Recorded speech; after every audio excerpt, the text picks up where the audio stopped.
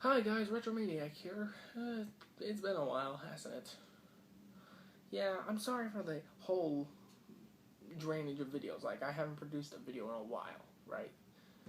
Sorry, it's just that school's been getting in the way, and I think I'd rather do work on my school stuff rather than work on a YouTube series. I'm still gonna be doing this whole YouTube thing. It's just, if it comes between this and school, I gotta work on school. But with that said, happy birthday to one of gaming's greatest icons, Pac-Man. Yes, good old Pac-Man here was created in 1980, and, well, I think you all pretty much know the story since it's been hammered in so many times. His original name was Pac-Man. They changed it to Pac-Man because we changed the P to an F. He came here, he was an instant classic, got bootlegged a couple times, and he made an Atari game that I critiqued a lot. But nowadays, it's kind of hard to find an arcade machine with Pac-Man on it. So, what better thing to do than to bring Pac-Man to the home market, but do it right. That brings in the plug-and-plays. I have two very basic plug-and-plays. One is more recent than the other, but the other one I view as much better. What do I mean? Well, let's take a closer analysis. In terms of, like, packaging, not really like the box, but more of containing the wires, this one does it much better and much cooler. For instance, you see here, this is where you would have the wire coming out. Whereas, normally, now the wire is actually in here. You just gotta take off the back piece, and you can bundle up the wire and put it in there. So that way, you can close it up, and just have a little Pac-Man statue thing. Awesome. The other one, while not looking like Pac-Man, it gives more of a simulation, in my thoughts, of a real arcade machine. The joystick feels nice. It's also twistable, so you can play games like Pole Position, and the buttons make a nice good click, and almost imitates having a real arcade machine in the home. The other one, while being nice and all, it suffers a few problems. The buttons are nice. They have a nice little click, but these ones just feel more like arcade machine ones. Like ones that you actually find in the arcade. The joystick, it works. It's very nice. It doesn't twist. You just move left and right for pole position. But this one I just find much better because, again, it feels like having an arcade machine in your house. In fact, people have taken this thing, built it into a giant wood cabinet, and have actually made arcade machines out of it.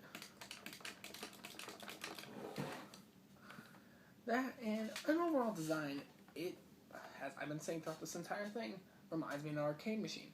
To get to the menus when you pause, you would click right here, kind of like it's what it looks like for the coin return thing that you would see on the machine. And overall just reminds me of being able to play the arcade at home. This, it's basically just another plug and play. That's all it really reminds me of.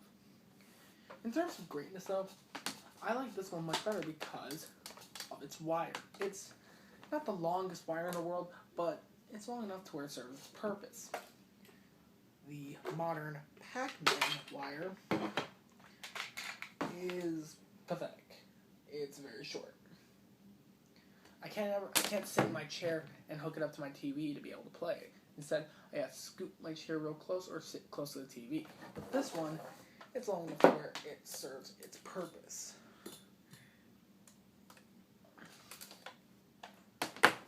Now overall, it seems like I'm really liking this one a lot, and I really do, honestly. But if there's one thing that makes me want to play this one, it's a little thing that's on the inside. You see, each plug and play, both of these are the exact same thing. They come with Pac-Man, Pole Position, Rally X, Mappy, all kinds of great games. Bosconian, I think is how it's pronounced. They're both the same. So what makes this one so special? This one contains level 256. For all of you who don't know, level 256 is the quote-unquote final level of Pac-Man. And at that point, the whole, it's just a big glitch screen because it it didn't expect players to play that long, so it just glitches out. Billy Mitchell, as well as like some other person that nobody cares about because they're not Billy Mitchell, made it to that level. And once you make it to that level, legitly, you're at the top of the world. And this allows you to play. But there's a wee bit of a catch. You see, with this version, you have to beat level 255, which doesn't sound too hard, but at that point it gets, first of all, very fast. Like, the ghosts are exponentially faster. That and the power pellets don't do anything because it's so far in the game. Because if you notice while you're playing Pac-Man, the more you play, the less powerful your power pellets are. And at level 255, they're worthless. They're just like an average pellet, only worth more points. So yeah, this one I really like for that. It allows players to play the secret hidden level that no one could ever play. However, one thing that I always found kind of weird is how you exit. With this one, you just click here, this is like your pause button, and then you would select the menus. With this version, you gotta hold both the A and B button at the same time, and then you get to quit by selecting quit. It's a strange thing, but what can you do? So in total, I'm not showing much game footage. It's just that my flat screen, it has a big old scratch on it right now. I'm gonna have to clean it up a bit. Maybe it's just a smudge, I don't know. And my other new TV, which is an old one, so I can play games like Duck Hunt on it. I tried plugging it in, but the color cord part is like broken because it's so old. But at least I can play Duck Hunt again. That's awesome. But overall, if I were to have to choose between one of these, while this does have level 256, if you want to play level 256, this is the one you want. But in terms of quality, I still prefer this one. This one still just gave me that feel of playing an arcade machine. You can be as rough with the joystick as you want, and you don't feel like it'll actually break. Maybe if you, just punch at it really hard, maybe it'll break. With this one, I feel like I have to be delicate with it because of the plastic it's made out of. It's just very hollow. That and overall comfortability. Maybe that's how you pronounce it. This one just feels more comfortable. I don't know, it just feels more comfortable. Whereas with this one, you hook this thing up, and when you're playing it, it just feels weird, mainly because they modeled it after, Pac-Man. They made it look like how he does in the arcade, which is cool and all, but it's uncomfortable. It's not really something I want to just hold tensely and just play Dig Dug or something on or Pac-Man. No, I wouldn't play Pac-Man on this thing. It's just, I don't even know the proper way to hold this thing.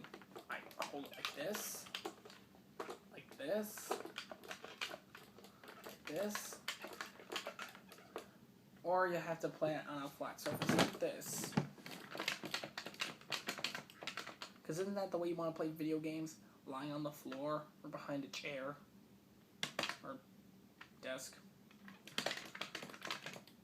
So I don't know. Overall, I find this one to be superior to this one in just about almost every way.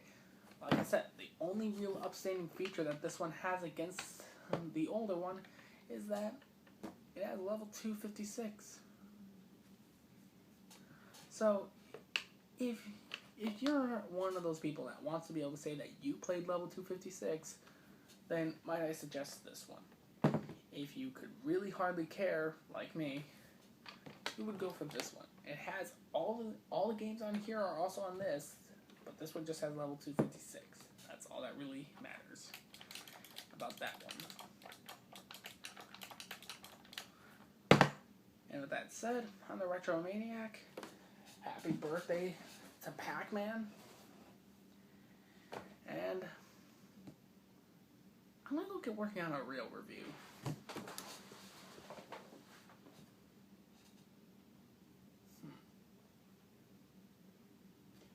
Maybe I'll review all the sports games when I decide to retire.